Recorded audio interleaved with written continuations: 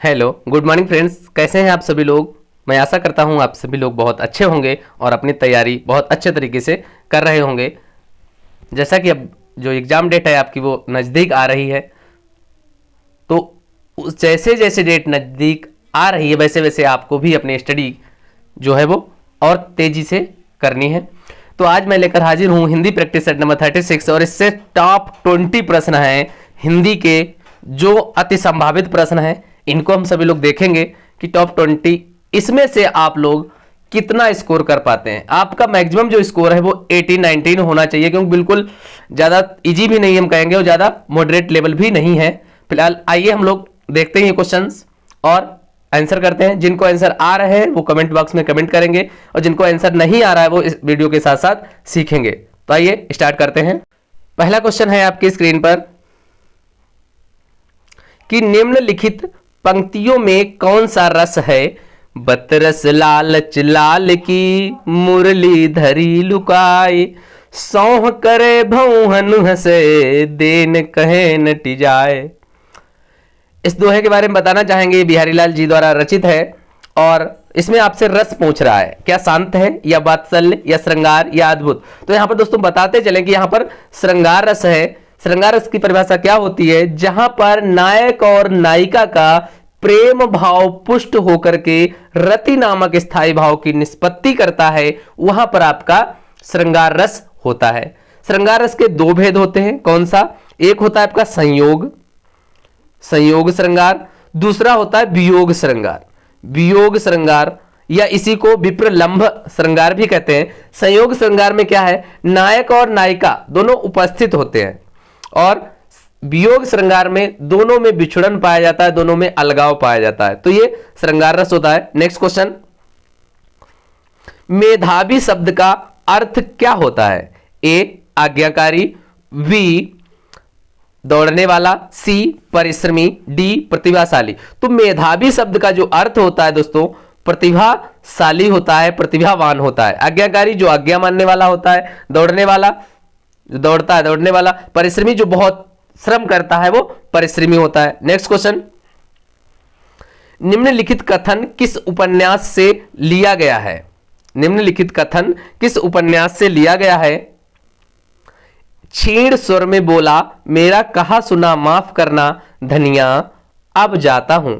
गाय की लालसा मन में ही रह गई, क्या गोदान से है या तमस से है या स्कंद गुप्त से या लहरों के राजहंस से।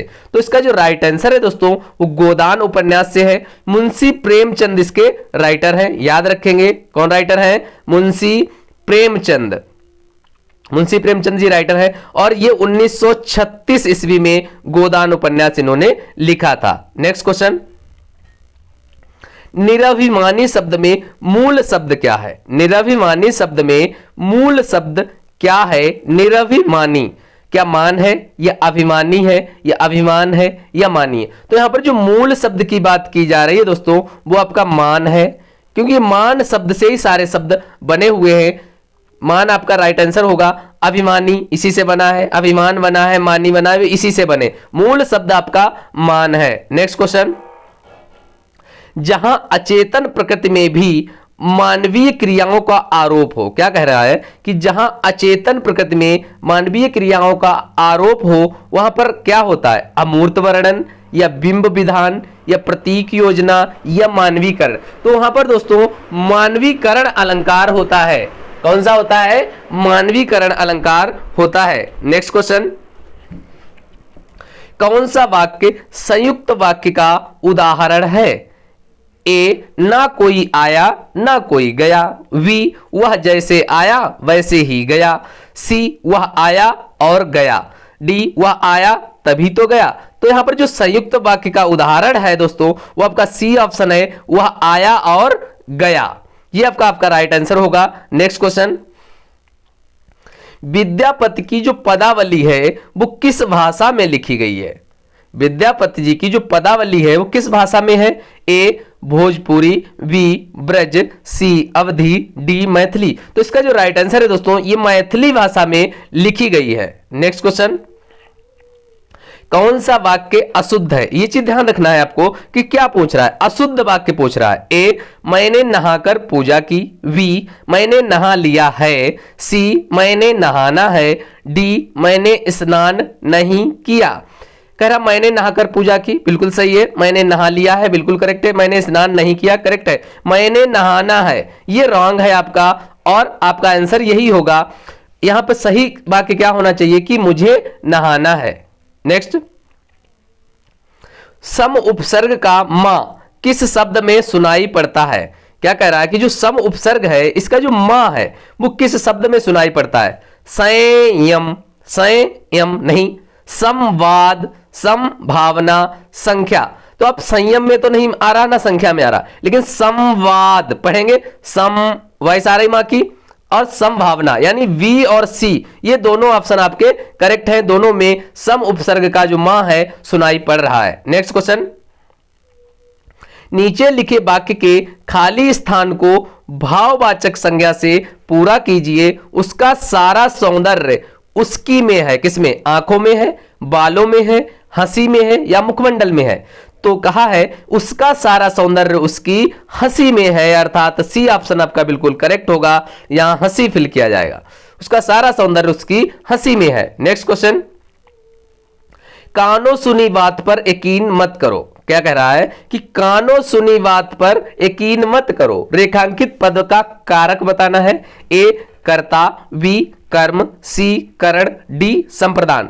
तो यहां पर कानों सुनी बात पर यानी कान के द्वारा सुना जा रहा है, यानी सी ऑप्शन आपका करेक्ट है, करण कारक होगा यहां पर। नेक्स्ट क्वेश्चन, किस किस से झगड़ा करते फिरोगे? किस किस से झगड़ा करते फिरोगे, इस रेखांकित पद में क्या है? किस किस क्या है? ए, संज्ञा है। बी, विशेषण है। सी, सर्वनाम है। डी, प्रविशेषण है। तो यहां पर जो आपका है ये सर्वनाम है, और कौन सा है? प्रश्नवाचक सर्वनाम है। कौन सा है?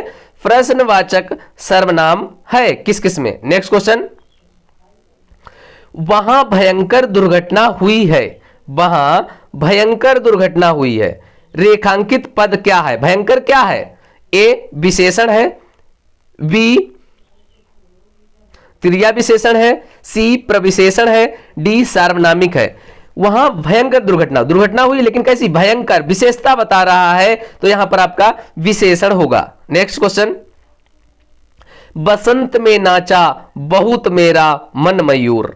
रेखांकित अंश में आपको अलंकार बताना है। यमक, उत्प्रेक्षा, रूपक या उपमा। तो इसका जो राइट आंसर है दोस्तों वो आपका रूपक अलंकार होगा। जहां पर उपमेय में उपमान का भेद रहित आरोप होता है वहां पर आपका रूपक अलंकार होता है, जैसे उदाहरण दिया है। फिर यमक देख लेते हैं क्या होता है। जहां पर एक शब्द या शब्द समूह एक से अधिक बार आता है और उसका अर्थ भिन्न भिन्न हो, वहां आपका यमक अलंकार होता है। उत्प्रेक्षा, उत्प्रेक्षा में क्या है? जहां पर मनु, मनहु, मानव, जानो आदि वाचक शब्द हो वहां उत्प्रेक्षा अलंकार होता है। क्लियर? उपमा में क्या होता है? उपमा में जहां पर एक शब्द एक व्यक्ति या प्राणी वस्तु की तुलना या समानता किसी दूसरी समान गुणधर्म वाली वस्तु से की जाए वहां पर आपका उपमा अलंकार होता है। तो इसके अनुसार आपका सी ऑप्शन था रूपक अलंकार। नेक्स्ट क्वेश्चन, दुबई कितना सुंदर देश है। दुबई कितना सुंदर देश है, रेखांकित पद क्या है? ए, प्रविशेषण। बी, संख्यावाची विशेषण। सी, परिमापवाचक विशेषण। डी, विधेय विशेषण। तो इसका जो राइट आंसर होगा दोस्तों वो डी ऑप्शन है, विधेय विशेषण है। विधेय विशेषण है। नेक्स्ट क्वेश्चन, निम्नलिखित में से कौन सा वाक्य कर्मवाच्य का उदाहरण है? ए, शीला से पढ़ा भी नहीं जाता। बी, शीला से हंसा भी नहीं जाता। सी, शीला से चला भी नहीं जाता।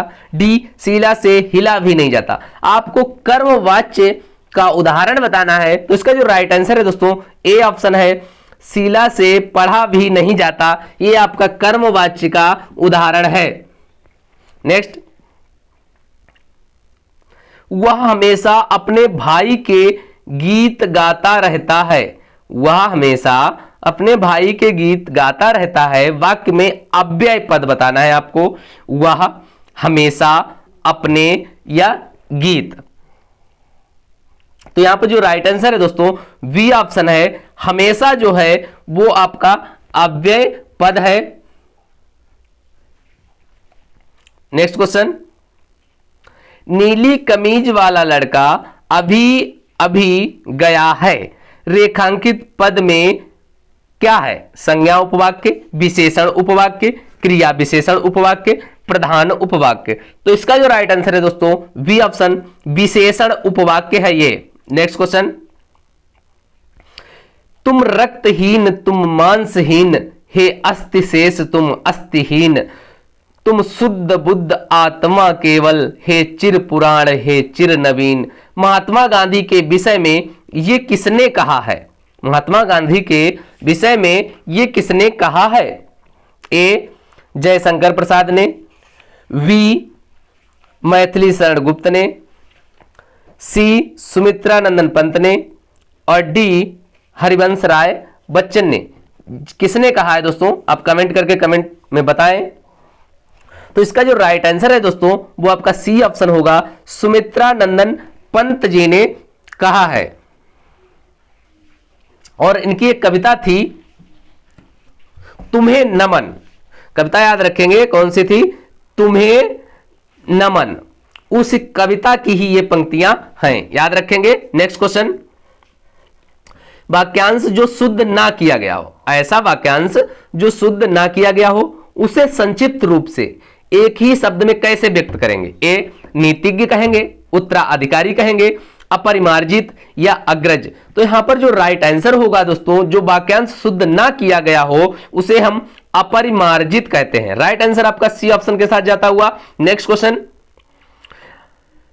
इस वीडियो में इतना ही दोस्तों, फिर मिलते हैं एक नए वीडियो के साथ। अगर वीडियो पसंद आया तो प्लीज लाइक करें, शेयर करें एंड सब्सक्राइब करें। अगर इसकी पीडीएफ चाहिए तो आप लोग कमेंट करेंगे, मैं आपको लोगों को पीडीएफ शेयर कर दूंगा। इसके बाद में एक और वीडियो आएगा हिस्ट्री का।